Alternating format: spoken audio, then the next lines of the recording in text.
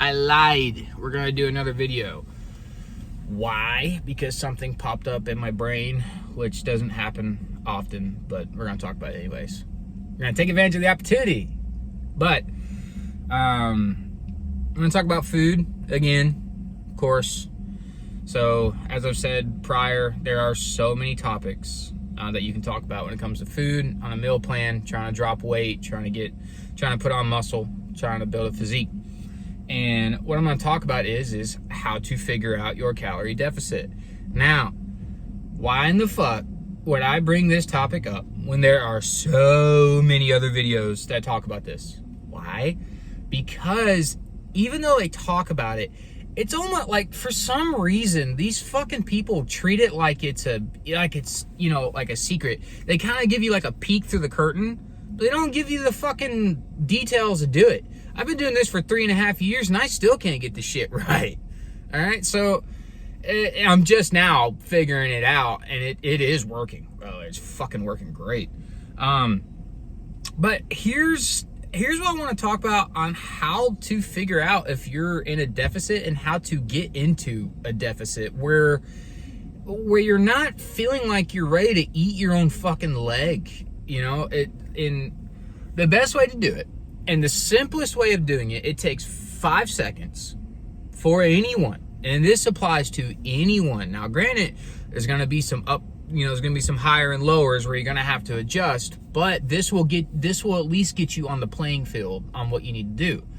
So in simple terms, I will actually partake in this fun little equation. I will use myself as an example, and you can just apply it to yourself. It's very easy, very simple, and it works. It does work. So if you are trying to get into a deficit, say you're brand new to this, have no idea where the fuck to start, take out a little calculator, type in your body weight, and then multiply that by 13. Now, this will give you a grand total number. For example, for me, I am 211.5. Yes, I include the 0.5.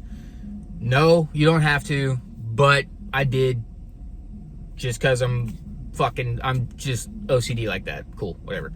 So I take that number and I got, I multiply it by 13 and I roughly got 2,700, little over 2,700 calories.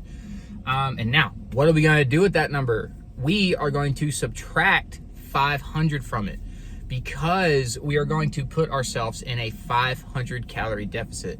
So if this is starting to click for you, you literally take that number that you get from multiplying your body weight times 13. That would be roughly your maintenance calories. That's what you should be eating every day if you want to stay exactly the same. Don't want to change, just booyah, you're just right there. You subtract 500 from it, and that gets you into what you're supposed to be eating a day if you want to be in a calorie deficit. Now, why is it 500 calories? One, a 500 calorie deficit, it is noticeable, but it is not miserable. It's not miserable at all. You definitely will notice it. You'll notice going, I'm kind of hungry again for some reason. But it's not like walking into a grocery store and like ravaging food off the shelves because you're so fucking hungry and you go, I'm gonna eat this and then pay for it later kind of shit.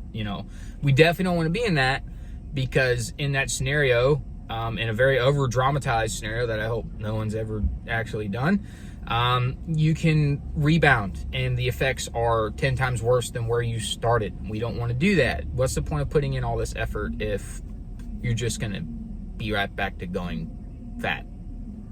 Bummer.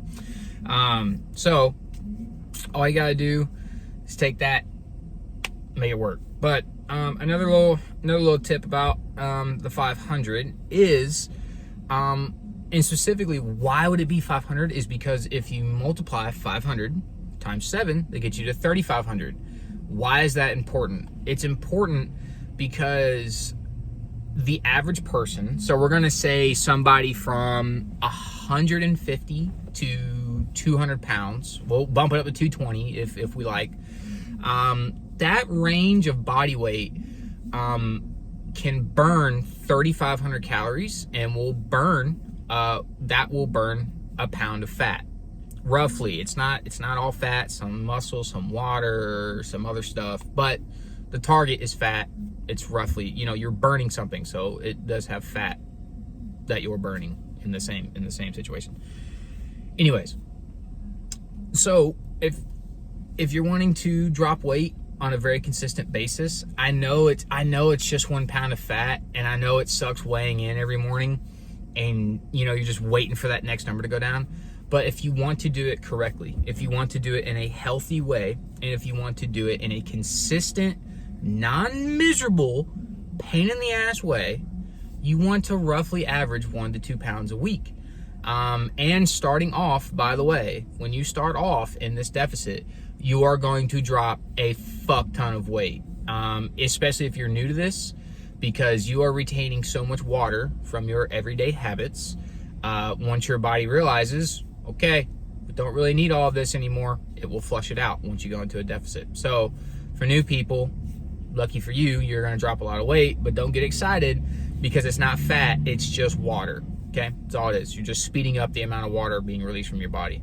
That very long, sometimes like holy fuck long piss that you take in the morning?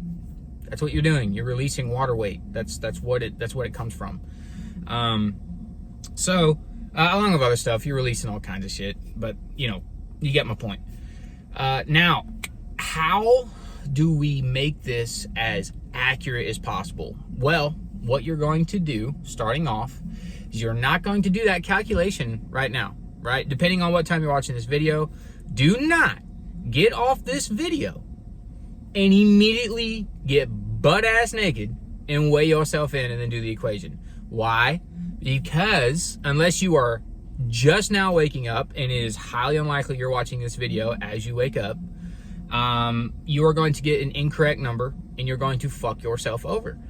What you want to do is the second you wake up, doesn't matter what time, does not matter, it's just as long as you are on an empty stomach, you wake up, you go and relieve yourself from morning biological clock functions, you will weigh in. That is the number that you want to work off of when you are at your lightest in the day. That's when you make that number. You do not want to weigh in and do this equation with food in you or excess water, because as you eat food, you also put on water throughout the day, and that adds a lot of weight. Some people can add on to 10 pounds a day and drop it and be 10 pounds less the next day when you weigh in the morning. So just keep that in mind. That is how you get the most accurate way to be in a deficit. You will have to adjust it based on some people. Some people's metabolisms are not used to this kind of thing.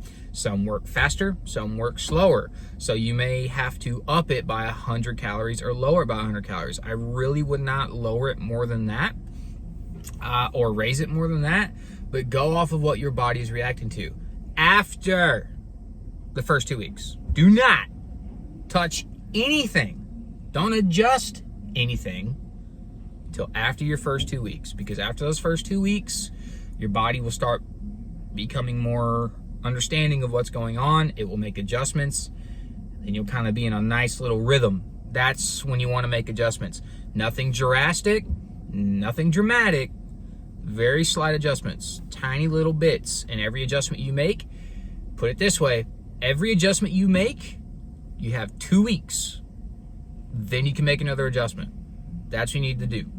Do not make impulse decisions based on what that scale is saying within the first 2 weeks. Don't do that.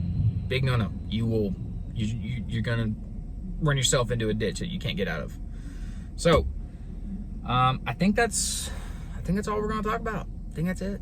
Yeah. Hang on. Let me make sure. Trying not to forget anything? No, you're good.